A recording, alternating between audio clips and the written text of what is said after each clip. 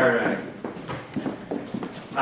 Thank you so much to the Harwood for making this night possible, for making this auditorium possible, for making the whole addition to the Harwood possible, and for giving me my one moment in the sun in the world of art by putting up those calaveras out in the front of the museum. When does it end? February 22nd? 20th. Then I can go back to being just a humble, self-effacing egomaniac.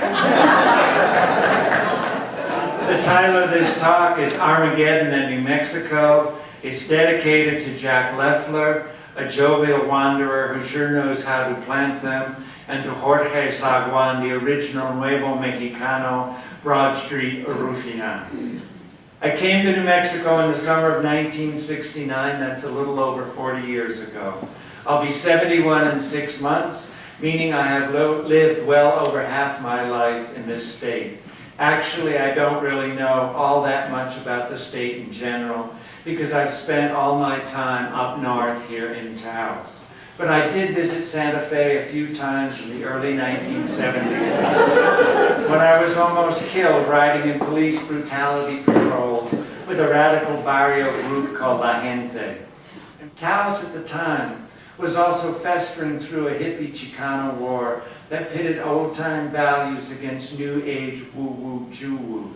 Through a series of bizarre circumstances, on my very first day in Taos, I wound up at the Llano Hot Springs, bathing nude with 30 freaks who had enough guns stashed at their 5-star farm crash pad to invade the Soviet Union and defeat it. Hence, right from the start, I knew I had arrived at a place where violent contradictions nurtured an off-the-wall schizophrenia that should at least give me one best-selling novel. Back then, Dennis Hopper lived in Taos in the old Mabel Dodge Lujan house, where he was surrounded by weird hippie sycophants armed to the teeth. An assault rifle and a tripod sat on his roof, and there was cocaine in all the salt cellars. One of my good buddies was an organizer from Denver working with a Taos group called Trabajadores de la Raza. One day, a state undercover cop named Ted Drennan told Dennis Hopper that Craig Vincent and other delirious revolutionaries like myself and my Denver buddy had purchased a half-dozen Jeeps, outfitted them with 50 caliber machine guns, and we were planning a military takeover of Taos, El Prado, Cañon, Las Colonias, Ranchitos Arriba, Ranchos de Taos, Llano Quemado, and Los Cordova. True story. To coincide with this action, we apparently set up a movement assassination team determined to eradicate the top 50 Gabacho businessmen in town, starting with Dennis Hopper himself. So, Dennis called me and my friend, my Denver organizer pal, over to the Mabel Dodge house and asked, "Why do you guys want to kill me?"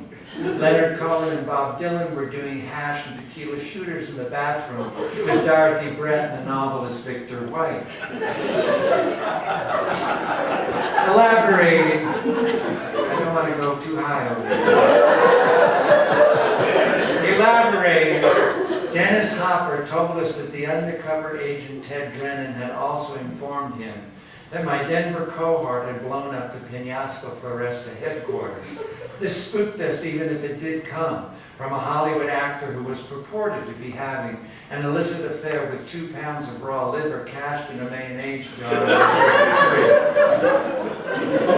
After the Taos Pueblo won back its Blue Lake land, I became a fisherman, and soon I thoroughly enjoyed the masochistic sport of catching 6-inch trout in willow thickets on 2-foot wide streams like the Rio Chiquito, using erudite little dry flies or imitation grasshoppers. Inevitably, though, I graduated to the Rio Grande west of Taos, which is a man's river. You belay down steep bajadas using ropes, pulleys, and aluminum pythons. Then you crawl over enormous boulders, risking a terrible spill into lethal foaming white water at every step in order to hook 3-pound rainbows that you inevitably lose among the rocks, rotted tree stumps, and dead kayaks. In fact, I'm proud to say that New Mexico made me what I am today, standing proudly before you. A thrice-married, divorced septuagenarian with no front teeth, no vestibular reflex in either ear, a heart locked in atrial fibrillation and congested heart failure, extreme varicose veins, a blown-out right knee, fungal microbes eating my toes up, and a hernia the size of Dos Equis hot air balloon poking out through my abdominal wall even as I speak. However, no pain, no gain.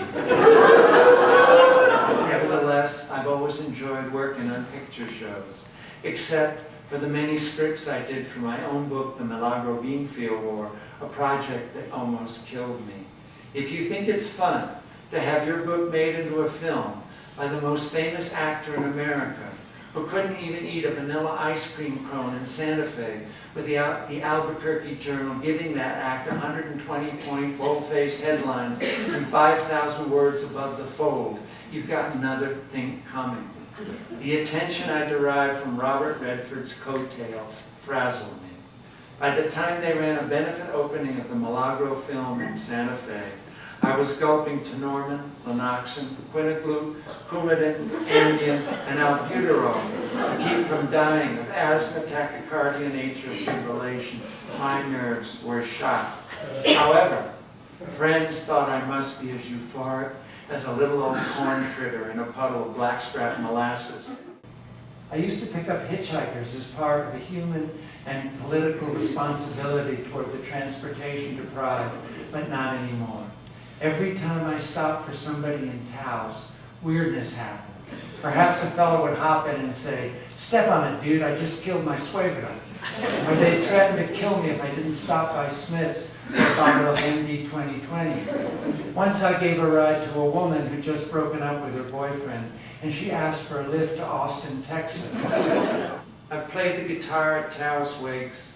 I've done roasts of well-known artists that had them laughing in the aisles, even right here in the Harwood Museum, which is filled with wonderful ghosts like those of B. Mandelman, Patrocinio Varela, Leon Gaspard, Agnes Martin. I don't think I would want to spend a night in this museum in the Ben Stiller role, however, beleaguered by bloody Christs, cackling calaveras, creaking death carts, and Ed Corbett threatening to commit suicide over the telephone. I know something you all know. And on a lovely summer noontime in Arroyo Seco, I sat in the middle of a hayfield beside an apple orchard, backdropped by snow-capped El Salto Mountain, listening to a half-dozen attractive women prattle on about how great it had been to be the lover of a dear soul who had just kicked his bucket at 53.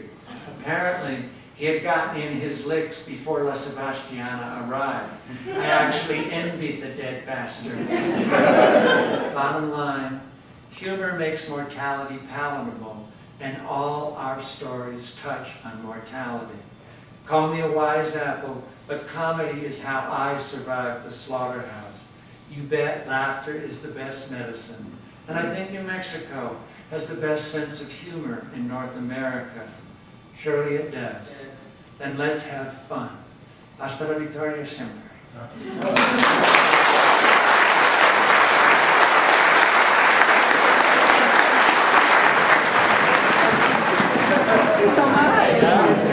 That was wonderful. You did about Craig. Craig